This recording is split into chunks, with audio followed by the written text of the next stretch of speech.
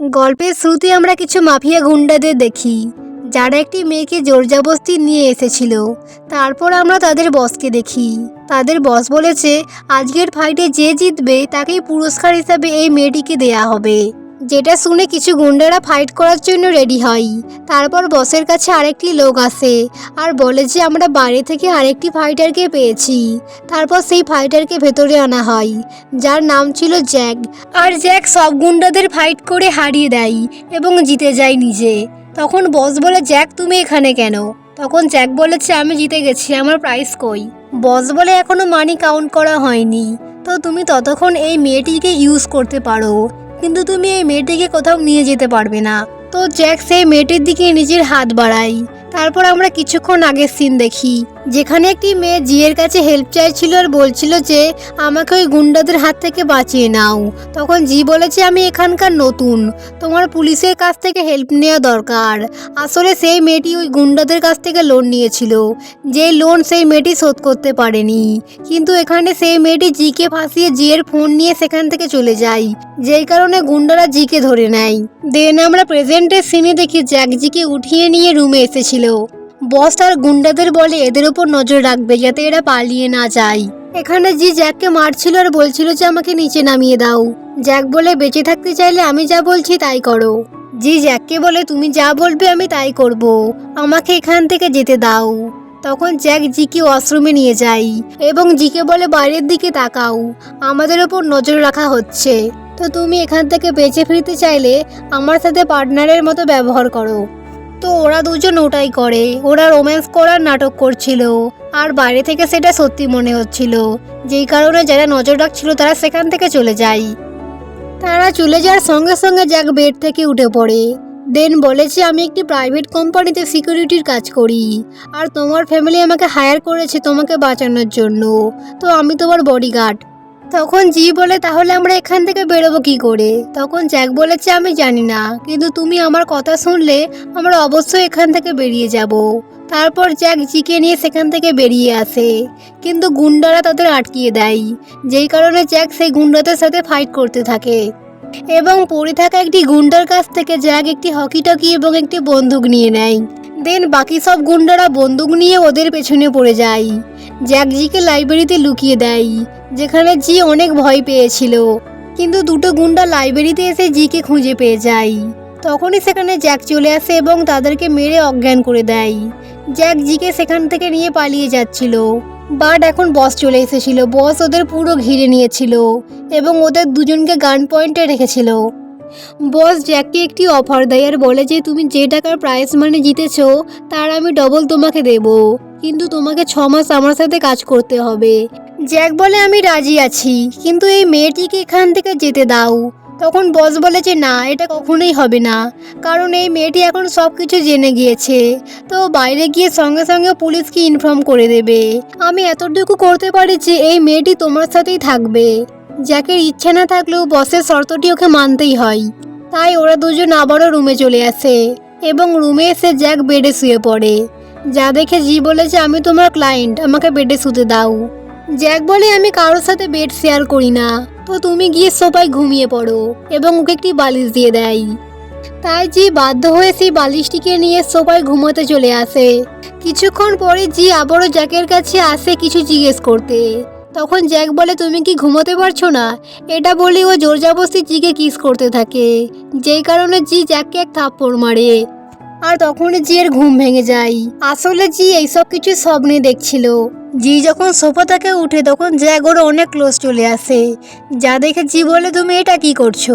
Jack বলে আমি কাল রাতে যে তোমার ফায়দা উঠিয়েছি তা ওদের বিশ্বাস করানোর জন্য তোমার গলায় তো কোনো চিহ্ন দিতেই হবে, না হলে বস বুঝে যাবে আমি তোমাকে এখানে বাঁচানোর জন্য এসেছি। জি বলে তা আমি নিজেই করে নিচ্ছি। এটা বলেও নিজের গলায় একটি লাল দাগ করে নেয়। তারপরেই সেখানে বস চলে আসে। বস দেখতে এসেছিল ওরা এখানে কি করছে। বস যখন দেখে জিয়ের গলায় চিহ্ন রয়েছে এবং বিছানার মধ্যে কাপড় ছড়িয়ে ছিটিয়ে রয়েছে, এসব কিছু দেখার পর বসের বিশ্বাস হয় যে জ্যাক জিয়ের ব্যবহার করেছে কাল রাতে।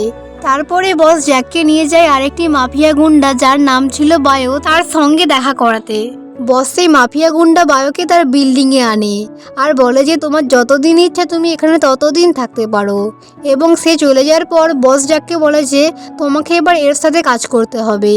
আর এইদিকে সেই মাফিয়া গুন্ডাটির সেখানে এসে জিকে পছন্দ হয়ে যায়, তাই ও বসকে ফোন করে জিজ্ঞেস করে। বস বলে তোমার যাকেই পছন্দ হোক তুমি তার সাথে যা খুশি করো। এই কথাটি শুনে জ্যাক সেখান থেকে চলে আসে, কিন্তু ও ফিরে এসে সেখানে জিকে দেখতে পায় না। দেন বস আর জ্যাক সিসিটিভি চেক করলে বুঝতে পারে যে বায়ো জিকে তুলে নিয়ে গেছে। তো জ্যাক রেগে গিয়ে গাড়ির চাবি নিয়ে জিকে খুঁজতে বেরিয়ে পড়ে। এদিকে বায়ো জিকে ধরে নিয়ে কোথাও যাচ্ছিল, কিন্তু তখনই রাস্তায় জ্যাকের গাড়ি চলে আসে এবং জ্যাক এসে জিকে বাঁচিয়ে নেয়। দেন জি জ্যাককে থ্যাংক ইউ বলে ওকে বাঁচানোর জন্য। তখন জ্যাক বলে এটাই ভালো সময় এখান থেকে পালিয়ে যাওয়ার, কিন্তু তখনই ও নোটিস করেছে গাড়ির মধ্যে ট্র্যাকার লাগানো আছে। এটার মানে মাফিয়া বস ওদের লোকেশন ট্র্যাক করে নিয়েছে, তাই ওরা আবারও ফিরে যায় বসের এলাকায়।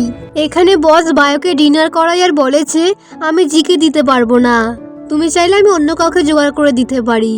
বস বলে আচ্ছা ঠিক আছে, তাহলে এবারে বিজনেসের প্রফিট হলে আমি 70% নেব আর তুমি 30%। যেটা শুনে মাফিয়া বস তো অনেক রেগে যায় আর একটি ছুরি দিয়ে বায়োকে মারে। দেন বস উঠে আসে এবং ওদের একটি লোকের কাছে গিয়ে বলে যে বায়োকে মারার জন্য। সে তখন বলে যে বস আমি আজ পর্যন্ত কারোর প্রাণ নিইনি, আমি পারবো না। এটা শুনে বস তাকেই মেরে দেয়, যেটা দেখে জি তো অনেক ভয় পেয়ে যায়।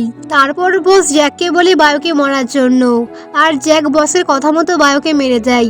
এসব দেখে জি তো অনেক ভয় পেয়ে যায় যে জ্যাকও এদেরই মতো।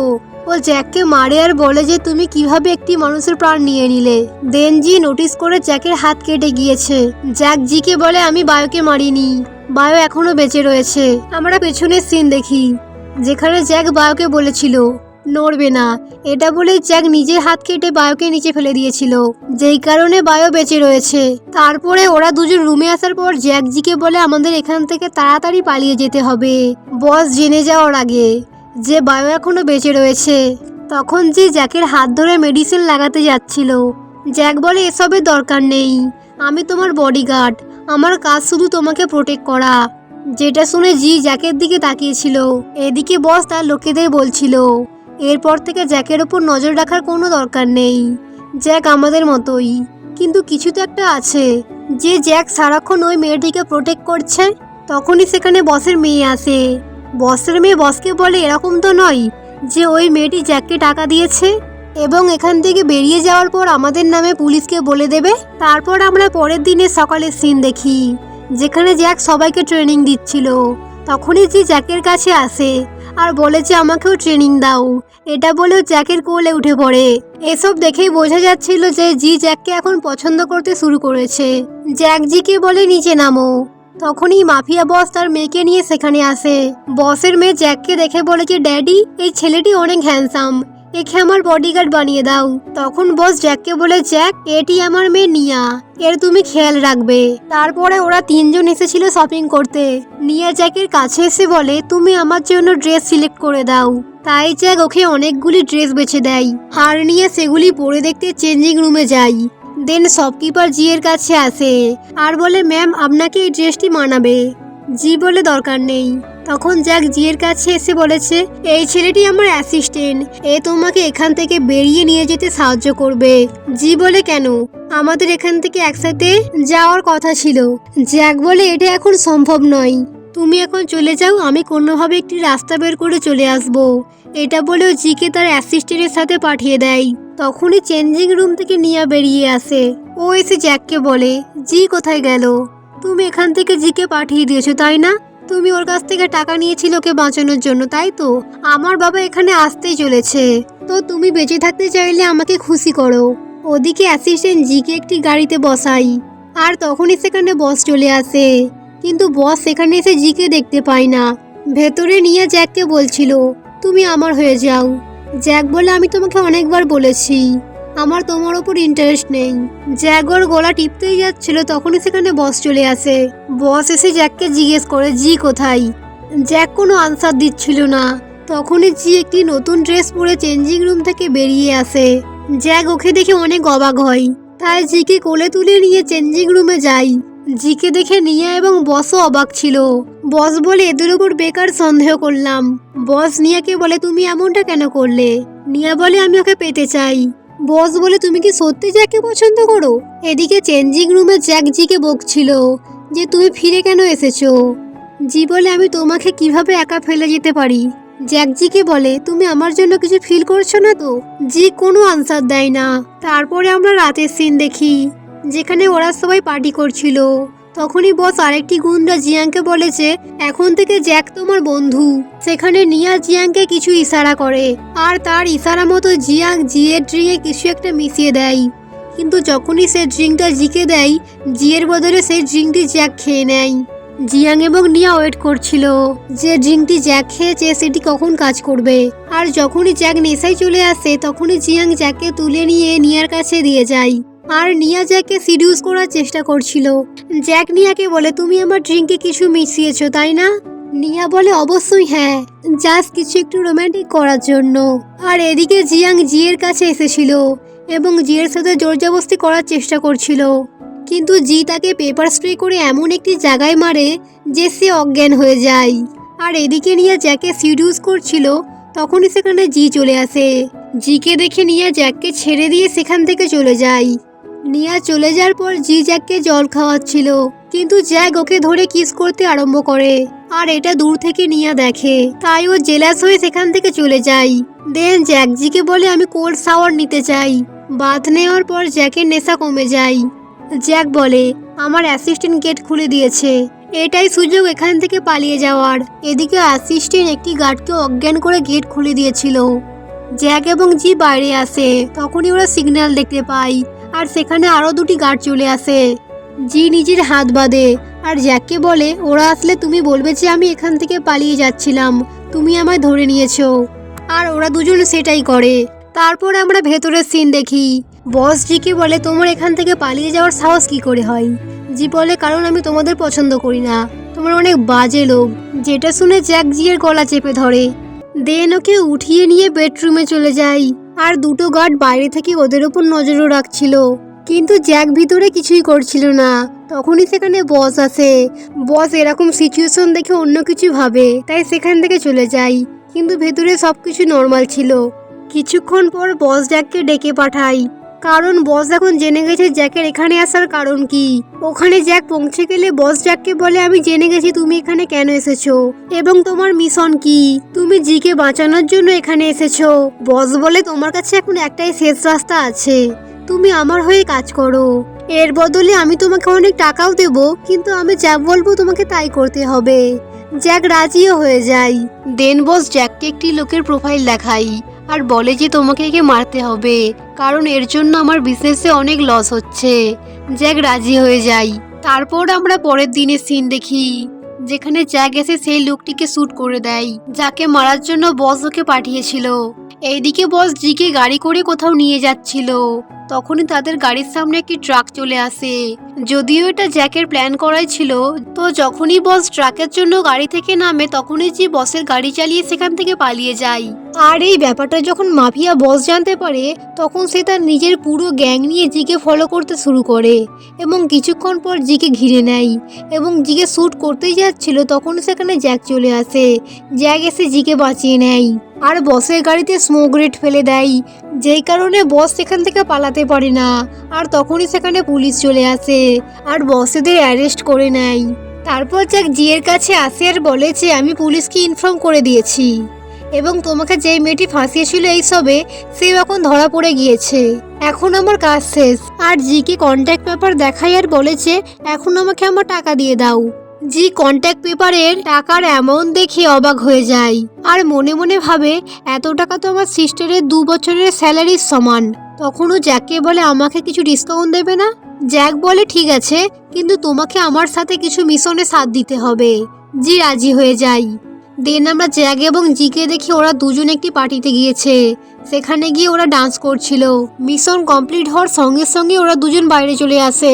বাইরে এসে জ্যাক কন্ট্যাক্ট পেপারকে ছিঁড়ে দেয় আর বলেছে আমি তোমার জন্য 70% ডিসকাউন্ট দিচ্ছি। জি তো অনেক খুশি হয়ে যায় আর ওকে কন্ট্যাক্ট নাম্বার দিয়ে বলে যে তুমি যখন চায়না আসবে আমি তোমাকে তোমার টাকা ফেরত দিয়ে দেবো এবং আমি তোমাকে সেখানে ঘুরতেও নিয়ে যাব।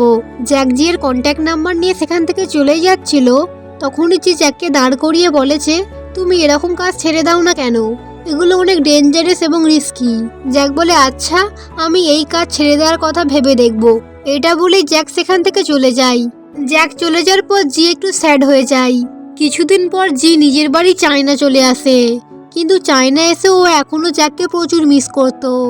এভাবে 3 বছর কেটে যায়, কিন্তু জ্যাক জিয়ের কাছে আসে না, এমনকি 3 বছরে একটা কলও করেনি। একদিন জি গাড়ি করে কোথাও যাচ্ছিল, কিন্তু ওর গাড়ির ব্রেক ফেল হয়ে যায়, যেই কারণে জিয়ের ভয়ঙ্কর অ্যাক্সিডেন্ট হয়ে যায়। এখন আমরা প্রেজেন্টের সিনে দেখি জিয়ের কিছু আগে 3 বছরের ঘটনা হালকা হালকা মনে পড়ছিল। আসলে অ্যাক্সিডেন্টের পর জিয়ের কিছুটা মেমোরি লস হয়ে গেছে। ডক্টর জিকে বলে হয়তো তোমার মেমোরি ফিরে আসতে 6 মাস আরে লাগবে। এদিকে রাতে আমরা জ্যাককে দেখি। জ্যাক কিছু মিশন কমপ্লিট করার জন্য চায়না এসেছে। তখনই ওর কাজের পার্টনার ওকে কল করে বলেছে, আমাদের মিশন এখন সাকসেসফুল হয়ে গেছে, তো তুমি আসার সময় কিছু সুইট কিনে আনবে। যখনই জ্যাক পাশের স্টোর থেকে সুইট কিনতে যায়, তখনই ও সেখানে জিকে দেখতে পাই। জিকে দেখতে পেয়ে জ্যাক অনেক অবাক হয়ে যায়। তারপর আমরা 3 বছর আগের একটি সিন দেখি, যেখানে জ্যাকের মেয়ের জ্যাককে না বলেই জ্যাকের শার্টটি ধুয়ে দিয়েছিল। আর যখন জ্যাক চেক করেছিল তখন দেখে যে সেখান থেকে জিয়ের নাম্বারটি মুছে গিয়েছে। আর এই কারণেই জ্যাক এত বছর জিয়ের সাথে কন্ট্যাক্ট করতে পারেনি। আর এখন যখন প্রেজেন্টের সিনে জ্যাক জিয়ের সাথে দেখা করতে যায়, তখন জি জ্যাককে চিনতে না পেরে সেখান থেকে চলে যায়। এটা দেখে জ্যাক একটু অবাক হয়, কিন্তু তখনই জ্যাক জিয়ের আইডি ঘুরিয়ে পায়, যেটার মধ্যে জি যেই কোম্পানিতে কাজ করতো সেই কোম্পানির নাম লেখা ছিল। তারপর জ্যাককে আমরা একটি ক্লাবে দেখতে পাই, আর ওর সঙ্গে আরেকটি লোক ছিল। আর এটিই সেই লোক যাকে মারার জন্য জ্যাক 3 বছর আগে বসের কথা শুনে গিয়েছিল। প্রেজেন্টে ওই লোকটি জ্যাককে বলে, তুমি যাকে বাঁচিয়েছিলে সেই মেয়েটি তোমাকে চিনতে পারছে না? জ্যাক বলে হ্যাঁ। তারপর আমরা পাস্টের সিন দেখতে পাই, যেখানে আমরা দেখি জ্যাক এই লোকটিকে মারেনি, বরং ওকে পালিয়ে যেতে সাহায্য করেছিল। আর এখন আমরা এটাও জানতে পারি যে জি যেই কোম্পানিতে কাজ করে সেই কোম্পানিতে জ্যাকও কাজ করে। তখন সেই লোকটি জ্যাককে বলে, তুমি অনেক লাকি, তুমি তোমার গার্লফ্রেন্ডের সাথে আবার দেখা করতে পারবে। কিন্তু আমি আমার গার্লফ্রেন্ডকে 6 মাস ধরে দেখিনি, জানি না সে কোথায় চলে গেছে। পরের দিন জি 6 মাস পর কোম্পানিতে কাজে এসেছিল। ও সামনে এসে জ্যাককে দেখতে পাই।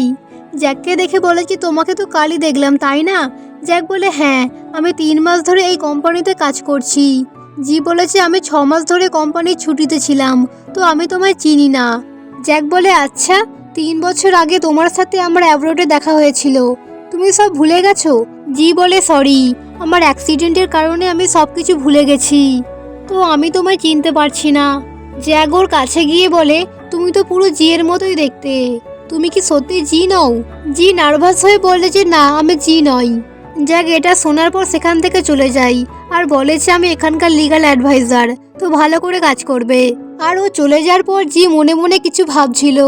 আর তখনই আমাদের একটি পাস্টের সিন দেখানো হয়, যেখানে জি অ্যাব্রোড থেকে ফিরে তার টুইন সিস্টার হাওয়ের সঙ্গে দেখা করে অনেক খুশি ছিল, সব কিছু ঠিকঠাক চলছিল। কিন্তু একদিন যখন হাও তার বোন জিকে পিক আপ করার জন্য আসছিল, তখনই তার গাড়ির ব্রেক ফেল হয়ে যায়, যেই কারণে হাওয়ের অ্যাক্সিডেন্ট হয়ে যায়। আর সেখানেই হাও মারা যায়, যেই কারণে জি অনেক ভেঙে পড়েছিল। সেখানে জিয়ের মনে একটি সন্দেহ তৈরি হয় যে কিভাবে একটি নতুন গাড়ির ব্রেক ফেল হতে পারে। তাই জি যখন ওর বোনের ফোন চেক করে, তখন ও সেখান থেকে অনেকগুলি প্রমাণ পায়। আর ও বুঝতে পারছে ওর বোনকে কেউ ইচ্ছা করে মেরেছে। আর এসব কিছুর প্রমাণ ওর বোনের কোম্পানির থেকেই আসছিল। আর এই কারণে জি হাও হয়ে হাওয়ের কোম্পানিতে যোগ দিয়েছিল। তো জি এই কারণে ওর বোনের কোম্পানিতে হাও হিসাবে কাজ করে, আর ওকে সবাই হাও ভাবে। আর যাতে কেউ ওকে সন্দেহ না করে, তাই ও সবাইকে বলেছে যে ওর অ্যাক্সিডেন্টে মেমোরি লস হয়ে গেছে। তো জিয়ের বোনকে মারার পেছনে যারা আছে তাদেরকে শাস্তি দেওয়ার জন্যই জি এসব কিছু করছে। তারপর আমরা একটি অন্ধকার রুম দেখতে পাই, যেখানে কোম্পানির বোর্ড মেম্বাররা আলোচনা করছিল যে সত্যি হাওয়ের মেমোরি লস হয়ে গেছে, তো ওর কিছু মনে পড়বে না তো? একজন মেম্বার বলে হ্যাঁ, আমাদের কোম্পানির ডক্টর ভালোভাবে খোঁজ নিয়েছে, হাওয়ের কিছু মনে নেই। ওরা বলে 6 মাস আগে হাও আমাদের কোম্পানির টপ সিক্রেট জেনে গিয়েছিল, আর ওটা যদি এখন ওর মনে পড়ে যায় তাহলেই সব গেল, আমরা পুরো ফেঁসে যাব। তখন একটি মিস্টিরিয়াস লোক বলেছে কোনো ব্যাপার না, সব কিছু আমার কন্ট্রোলে আছে, কিচ্ছু হবে না। আর এই মিস্টিরিয়াস লোকটির মুখ আমাদের দেখানো হয় না। অফিসে ম্যানেজার এসে বলে সবাই রেডি হয়ে যাও, 10 মিনিটের মধ্যেই মিটিং শুরু হবে। দেন জিয়ের পাশে বসে থাকা ছেলেটি জিকে বলে, আমি শুনেছি তুমি নাকি সব কিছু ভুলে গিয়েছো, তো তোমার কিছু মনে নেই যে আজ কী নিয়ে মিটিং হবে? জি বলে যে না। তখন সেই ছেলেটি বলে, তুমি আর আমি একই টিমের, আর দুটো মেয়েকে দেখিয়ে বলেছে ওরা আমাদের অপোনেন্ট, তো তুমি ওদের থেকে দূরেই থাকবে। এটা বলেই সেই লোকটি সেখান থেকে চলে যায়। ছেলেটি উঠে যাওয়ার পরই সেই দুটো মেয়ে উঠে আসে আর জিকে এসে বলেছে, আমরা তোমার অপোনেন্ট নই, তোমার মেমোরি লস হয়ে গেছে। আর এটার সুযোগ নিয়ে ওই ছেলেটি তোমাকে যা ইচ্ছে তাই বোঝাচ্ছে। আসলে ওই ছেলেটি থার্কি টাইপের, তুমি ওর কথাই কান দিও না। দুজনদের দুরকম কথা শুনে জি তো কনফিউজ হয়ে যায় যে কার কথা বিশ্বাস করবে। তারপর ও লিফটের সামনে আসে। লিফটের দরজা খুলতেই ও জ্যাককে দেখতে পায়।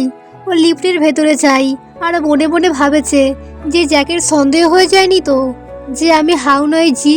জি এসব কিছু ভাবছিল তখনই জ্যাক লিফটের গেট খোলার জন্য এগিয়ে আসে, কিন্তু জি ভাবেছে হয়তো জ্যাক ওকে ধরতে আসছে, যেই কারণে নার্ভাস হয়ে ও নিজেই জ্যাকের হাত ধরে নেয়।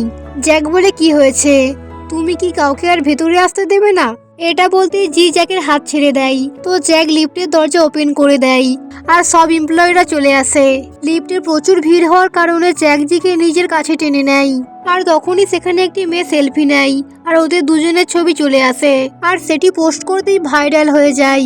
তারপরে ওরা সবাই মিটিং হলে আসলে ম্যানেজার জির ওয়েলকাম করে আর সবাইকে প্রজেক্ট চাই। তখন সেই দুটো মেয়ে বলেছে এই প্রজেক্টের রিপোর্টের দায়িত্ব হাও এবং ইওনের ওপর ছিল। তখন ইওন বলে সেই ছেলেটি বলেছে এটা হাওয়ের ওপর ছিল। আসলে ওরা তিনজনে মিলে জিকে ফাঁসিয়ে দিয়েছিল। তখন বেচারা জি কি করবে বুঝতে পারছিল না। তখনই সেখানে জ্যাক চলে আসে। জ্যাক এসে বলে প্রজেক্ট কে খারাপ করেছে? ম্যানেজার বলে হাউ। জুন বলে আরেকটি এমপ্লয়ি বলে যে তাহলে এই প্রজেক্টটি জিকেই বোঝাতে দাও, কারণ হাউ তো ছেলেদের ভালোভাবে বোঝাতে পারে। আর লিফটে সেই ফটোটি ম্যানেজারকে দেখাই, যেটা দেখে জি তো জ্যাকের ওপর প্রচুর রেগে যায় যে এসব কিছু তোমার জন্যই হয়েছে। তো এখন ম্যানেজার জিকে বলে নিজের লাভলাই বাইরে রেখো, তুমি এখানে কাজ করতে আসো, এসব কিছু করতে নয়। এখানে জি কিছু বলতেই যাচ্ছিল কিন্তু সেই দুটো মেয়েকে কিছু বলতেই দেয় না, বরং ওরা বলেছে নিশ্চয়ই কোনো বেকার ছেলেই হবে। আর ছেলেটির স্যুট দেখে মনে হয়তো ছেলেটি অনেক গরিব, কোনো চিপ দোকান থেকে কিনেছে নিশ্চয়ই। নিজের এভাবে অপমান শুনে জ্যাক তো অনেক রেগে যাচ্ছিল। আর যখনই ওই দুটো মেয়ে জ্যাকের স্যুটের দিকে তাকায় ওরা দুজন পুরো চুপ হয়ে যায়। তখন জ্যাক বলে যে হ্যাঁ, ওই ফটো ছেলেটি আমি, আর আমার এই স্যুটটি আমি ফ্রান্স থেকে নিয়েছি, কোনো চিপ দোকান থেকে নয়। আর এসব কিছু শোনার পর সে দুটো মেয়ে জ্যাককে সরি বলে যে স্যার আমাদের ভুল হয়ে গেছে। জ্যাক বলে যে জি তখন আমার ওপর পড়ে গিয়েছিল আর আমি ওকে শুধু ধরেছিলাম। এটা বলে জ্যাক সেখান থেকে চলে যায়। আর তখনই সবার ফোনে একটি মেসেজ আসে যে জি ফাইনালি টিমকে ছেড়ে দিচ্ছে আর ওর যা ইচ্ছা তাই করবে। এই মেসেজটা দেখে জি এবং বাকিরা সবাই অবাক ছিল। দেন জি যখন মিটিং হল থেকে বাইরে আসে তখনই একটি ছেলে ওকে হাক করে আর বলে যে হাউ, তুমি এতদিন ধরে কোথায় ছিলে? আমি তোমাকে কত মিস করেছি, তোমায় কত খুঁজেছি। জি এখানে সেই ছেলেটিকে নিজের থেকে দূরে সরাই আর ওর মনে পড়েছে এই ছেলেটির নাম লিন, ওর বোনের অর্থাৎ হাওয়ের সিগারেট বয়ফ্রেন্ড। এখানে জি লিনকে বলে 6 মাস আগে আমার অ্যাক্সিডেন্ট হয়, আমি সব কিছু ভুলে গেছি। এটা বলি ও লিনকে ধাক্কা মেরে সেখান থেকে চলে যায়। জি যখন বাইরে আসে তখন জি এর অফিস কলিগ জিকে ডাকে এবং জি এর কাছে এসে বলেছে তুমি আজ আমার সঙ্গে ডিনার করতে যাবে? জি বলে না, আমার আগে থেকে অলরেডি একটা বয়ফ্রেন্ড আছে। এটা বলেই ও একটি অচেনা গাড়িতে বসে পড়ে, যেই গাড়ির মধ্যে আগে থেকেই জ্যাক বসেছিল। আসলে ওই গাড়িটি জ্যাকেরই ছিল। জ্যাক জিকে দেখার পর বলেছে আমি কি তোমার বয়ফ্রেন্ড হওয়ার নাটক করব?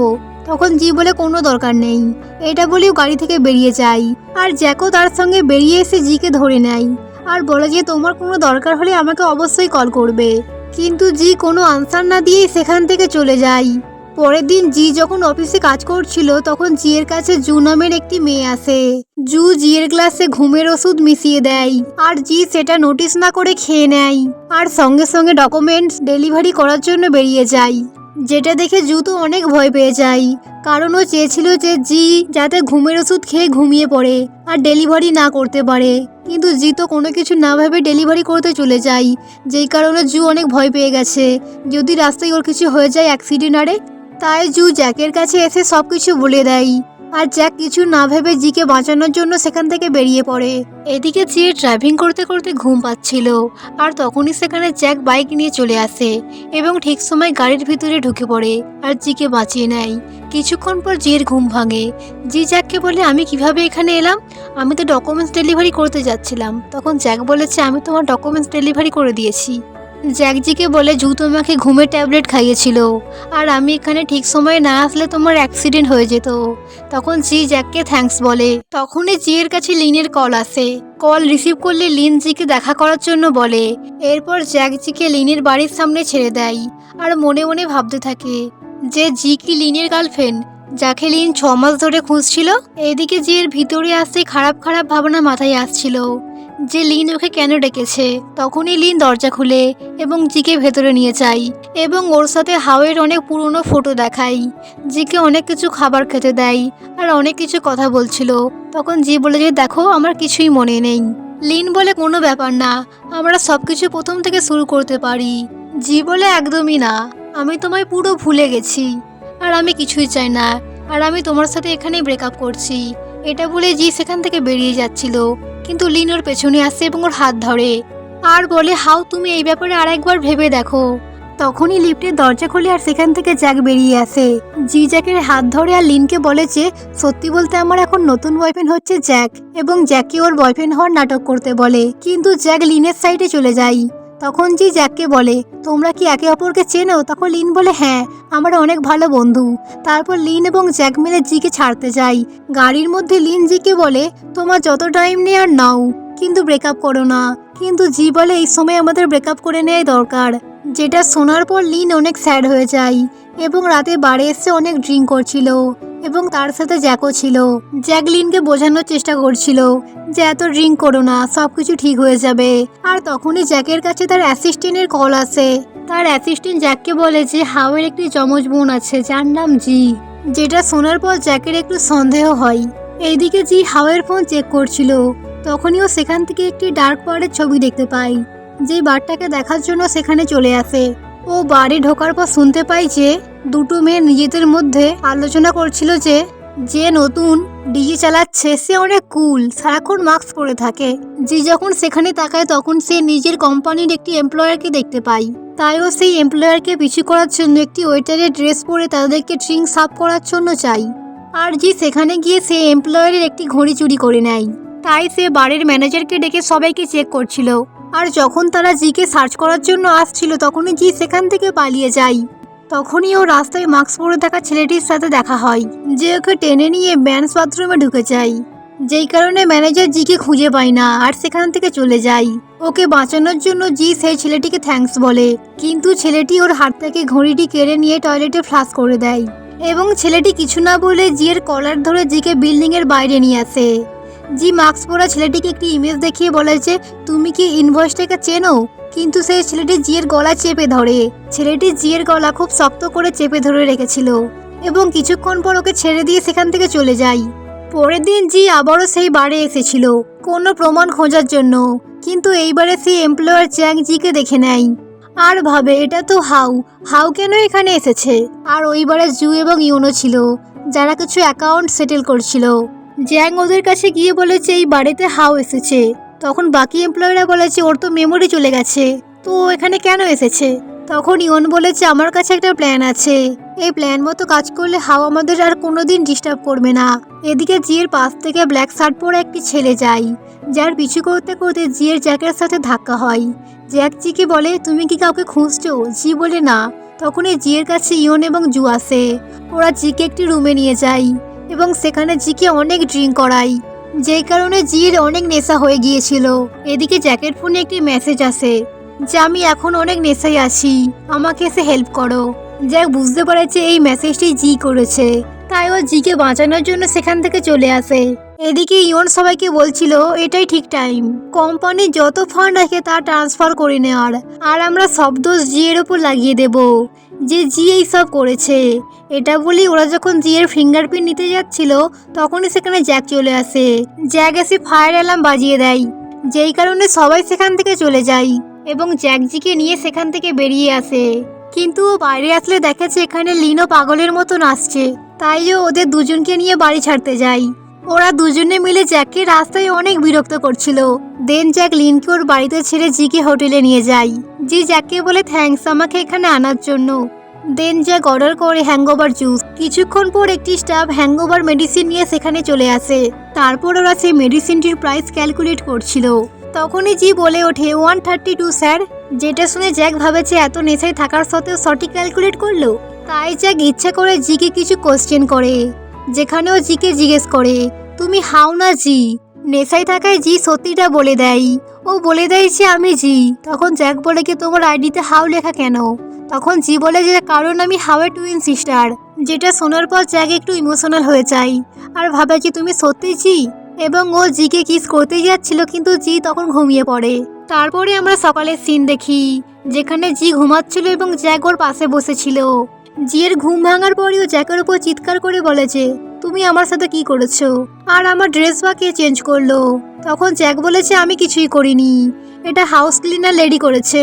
এমনকি জ্যাক জিকে রাগানোর জন্য বলেছে তুমি কাল যেসব হারকাতে করেছো তার সবকিছু আমি আমার ফোনে রেকর্ড করে রেখেছি। তারপরে আমরা অফিসের সিন দেখি, যেখানে জি এখনো ভাবছিল যে জ্যাক কি এমন রেকর্ড করেছে। তখনই ও দেখে যে জু একটি ফাইল নিয়ে জ্যাকের কেবিনে যাচ্ছে। তাই ও জুয়ের কাছে যায় আর বলে যে ফাইলটা আমাকে দিয়ে দাও, আমি জ্যাকের কাছে দিয়ে আসছি। তাই জু ওকে সেই ফাইলটি দিয়ে দেয়। ও জ্যাকের কেবিনে আসার পরে গ্লাসের জল জ্যাকের ওপর পড়ে যায় আর জি সেটা পরিষ্কার করছিল, কিন্তু বাইরে থেকে তো অন্য কিছুই মনে হচ্ছিল। এদিকে জি তো জ্যাকের ফোন নেওয়ার চেষ্টা করছিল। তখনই জ্যাক জির হাত ধরে নেয় আর বলে যে তুমি কি আমার ফায়দা নেওয়ার চেষ্টা করছো? আর এটার সাথে এই পার্টটি এখানে শেষ হয়ে যায়। তো গাইস ভিডিওটি কেমন লাগলো তা অবশ্যই কমেন্ট করে জানাবেন এবং ভিডিওটি ভালো লাগলে চ্যানেলটিকে সাবস্ক্রাইব এবং ভিডিওটিকে লাইক করে দেবেন। So bye bye guys, thanks for watching. আর নেক্সট পার্ট লাগলে অবশ্যই কমেন্ট করে জানাবেন।